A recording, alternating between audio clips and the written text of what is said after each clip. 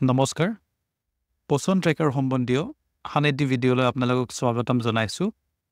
আজি আমি কথা পাতিম লেটেষ্ট ভাৰ্জন যিটো আছিলে 21.7 আমাৰ যিটো কালি ৰিলিজ হৈছিলে, তো সেইটোৰ ওপৰত আমি কথা পাতিম। সময়ৰ নাটনি আৰু অসুবিধাৰ বাবে আমি কালি ভিডিঅ' কৰিব নোৱাৰিলোঁ। চ' আজি আমি তাৰ বিষয়ে আপোনালোকক ইয়াৰ ডিটেইলছটো দিম, কি চেঞ্জেছ হৈছে আৰু তাৰ মিনিংবিলাক কি, মানে কেনেকুৱা ধৰণৰ চেঞ্জেছ আহিছে আৰু তাৰ কি হয়তো ভৱিষ্যতেও কি চেঞ্জেছ আহিব এইটো ৰিলেটেড, তো সেইটো বিষয়ে আমি আজি কথা পাতিম।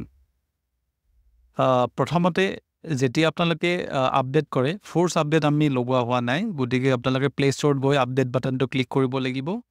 তাৰপিছত এইটো আপডেট হৈ যাব 21.7। চ' যেতিয়া আপোনালোকে এপ্লিকেশ্যনটো খুলিব, তাত এই স্ক্ৰীনখন দেখিব যে লগইন, আমাৰ বেনিফিচিয়াৰী লগইনটোত ইয়াত এড কৰা হৈছে। গতিকে অংগনবাড়ী ৱৰ্কাৰ আৰু বেনিফিচিয়াৰী, গতিকে দুটা আপোনালোকক বাটন এনেকৈ আপোনালোকে দেখা পাব। চ' যিটো বাটন আপোনালোকে ট্ৰাই কৰিব বিচাৰে সেইটো কৰিব পাৰিব, যিটো ইউজ কৰিব বিচাৰে। যদি আপোনালোকে নিজৰ লগইনবিলাক ব্যৱহাৰ কৰিব বিচাৰে, অংগনবাড়ী ৱৰ্কাৰ সকলে যিটো লগইন কৰিব, সেইটো আপোনালোকে প্ৰথম যিটো বাটন আছে তাত ক্লিক কৰিব। ঠিক আছে, আৰু তেতিয়া আপোনালোকে তলত চাব 21.7 অপশ্যনটো পাব। আৰু যদি কোনোবা বেনিফিচিয়াৰী লগইন কৰিব বিচাৰে, তেতিয়াহ'লে ইয়াত ক্লিক কৰিব। তেতিয়া আকৌ বেনিফিচিয়াৰী ইণ্টাৰফেচ যিটো আছে সেইটো ইয়াতে খুলিব। তেওঁলোকৰ মোবাইল নম্বৰ দি OTP দিব, তাৰপিছত লগইন হৈ যাব। চ' এইটো ভিডিঅ'ত সেই বিষয়ে বেনিফিচিয়াৰী লগইনৰ বিষয়ে কথা নাপাতোঁ, সেইটো আমি বেলেগ এটা ভিডিঅ'ত বনাম। চ' এতিয়া আমি কথা পাতোঁ, আপোনালোকে অংগনবাড়ী ৱৰ্কাৰসকলে প্ৰথম অপশ্যনটো ক্লিক কৰিব। তাৰপিছত যিটো আপোনালোকৰ মোবাইল নম্বৰ আছে সেইটো দি দিব। লগইন হোৱাৰ পিছত আপোনালোকে প্ৰথম যিটো চেঞ্জ, ইয়াত বৰ এটা বিশেষ চেঞ্জ হোৱা নাই, মানে ইয়াত যিটো দেখা পাবলগীয়া যিটো চেঞ্জেছ আছে, মানে ইয়াৰ ভিতৰত একশ্যন চেণ্টাৰটো অকণমান মডিফাই কৰা হ'ল। একশ্যন চেণ্টাৰটো কি কৰা হ'ল, ইয়াত এটা EKYC বুলি আছিলে, বেনিফিচিয়াৰী EKYC। চ' সেইটো ইয়াৰ পৰা আঁতৰাই দিয়া হ'ল। এতিয়া বেনিফিচিয়াৰী EKYC আঁতৰাই দিয়াৰ মানে এইটোৱে নেকি যে আপোনালোকে আকৌ আৰু এই EKYC কৰিব নালাগে? নহয়, তেনেকুৱা নহয়। আপোনালোকে এতিয়াও EKYC কৰিব লাগিব, কিন্তু সেই EKYC মডিউলটো অকণমান বেলেগ ধৰণে এতিয়া দেখাব। এইটো বেলেগ এটা FRS মডিউলৰ লগত ইণ্টিগ্ৰেট কৰা হৈছে, তাৰ বিষয়ে মই ক'ম। আৰু লগতে ইয়াৰ যিটো অৰ্ডাৰ আছে এইটো সাল সলনি কৰা হৈছে। মানে প্ৰথমতে ধৰক আগতে আইডেণ্টিফাই ফাদাৰ গাৰ্জেন আধাৰ কিবা আছিলে। চ' এই যিটো অৰ্ডাৰ আছে, ইয়াত যিটো দেখুওৱা ধৰণ ইয়াত অকণমান বেলেগ কৰা হ'ল। যিটো মানে প্ৰথম যিহেতু বেনিফিচিয়াৰী ৰেজিষ্ট্ৰেশ্যনটো আটাইতকৈ দৰকাৰী, সেইটো প্ৰথমতে থাকে। যিটো প্ৰথম কৰিবলগীয়া কাম থাকে, তাত মোবাইল ভেৰিফাই কৰিব লাগিব, ষ্টক এণ্ট্ৰি কৰিব লাগে, ফেমিলি ৰেফাৰেল যদি চেম পায় তেতিয়া চেমছ বা চিভিল আণ্ডাৰৱেড পায় তেতিয়া ৰেফাৰেল কৰিব লাগে, বেনিফিচিয়াৰী ভেকচিনেশ্যনৰ কাৰণে চাব লাগে, আইডেণ্টিফাই ফাদাৰ গাৰ্জেন আধাৰ নাইবা মাই উইদাউট প্ৰফাইল। চ' তেনেকুৱা ধৰণৰ ইয়াত অৰ্ডাৰটো অকণমান সাল সলনি কৰা হৈছে।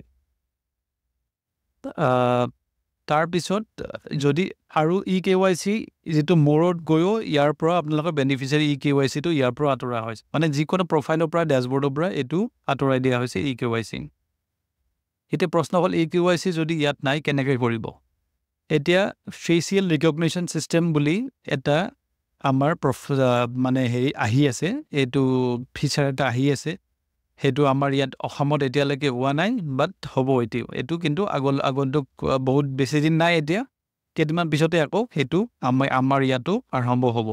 ঠিক আছে, তেতিয়া সেই FRSৰ লগত EKYCও ইণ্টিগ্ৰেট কৰা হৈছে। ঠিক আছে, তো কেনেকৈ কৰিব লাগিব সেইটো আমি এবাৰ চাই লওঁ।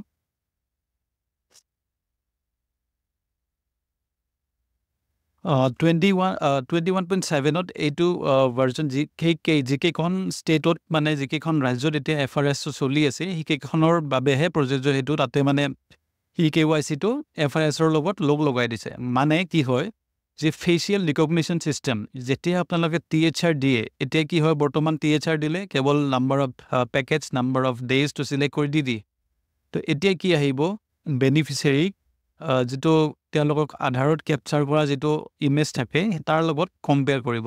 আধাৰ যেতিয়া আপোনালোকে বনায় বা বেনিফিচিয়াৰীয়ে বনায়, তেতিয়া তাত বায়'মেট্ৰিক কেপচাৰ কৰে, মানে ফটো, ফিংগাৰ প্ৰিণ্ট এইবিলাক কালেক্ট কৰে। সো তাত ফটোটো আপোনালোকে অলৰেডি কেপচাৰ্ড থাকে সো সেই ফটোটোৰ লগত এতিয়া কম্পেয়াৰ কৰিব যেতিয়া আপোনালোকে THR দিয়ে তেতিয়া আপোনালোকে এটা ফটো ক্লিক কৰিব লাগিব বেনিফিচিয়াৰী গৰাকীৰ সো তেতিয়া কি হ'ব সেই ফটোটো সেই আধাৰত থকা ফটোৰ লগত লিংক কৰিব মানে যদি মেচ কৰে তেতিয়া ফেচ মেচ হৈ তেতিয়া মেচ হোৱা বুলি দেখাব যদি মেচ নাই হোৱা তেতিয়াহ'লে মেচ নোহোৱা বুলি দেখাব বাট তথাপিতো আপোনালোকে চিন্তা কৰিবলগীয়া নাই সেই এফআইআৰছৰ ওপৰত ডিটেইলছত আমি ডিছকাছ কৰিম যদি মেচ নহ'লেও দিয়া ব্যৱস্থা থাকিব THR সো এতিয়া মই দেখাইছোঁ যে তাত EKYCটো কেনেকৈ আহিব ডেইলি ট্ৰেকিঙত গ'লে THR HCM যেতিয়া আমি খুলিম তেতিয়া ফৰ এক্সাম্পল যদি আমি প্ৰেগনেণ্ট উইমেনৰ ক্ষেত্ৰত চাওঁ